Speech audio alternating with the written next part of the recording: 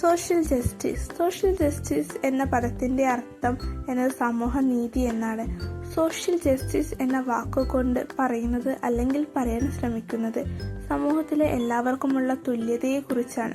എല്ലാവരും തുല്യരാണ് ഈ സമൂഹത്തിൽ എന്നും ഈ തുല്യതയെ ഉറപ്പുവരുത്തുന്നതാണ് സോഷ്യൽ ജസ്റ്റിസ്.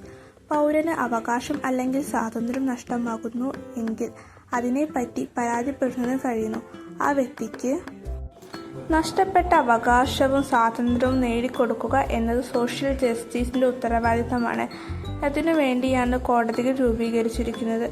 സമൂഹ നീതി എന്നത് അവരുടെ പശ്ചാത്തലം പരിഗണിക്കാതെ ന്യായമായ പരിഗണനയും തുല്യ അവസരങ്ങളും വിഭവങ്ങളിലേക്കുമുള്ള പ്രവേശനവും അർഹിക്കുന്ന ആശയമാണ്.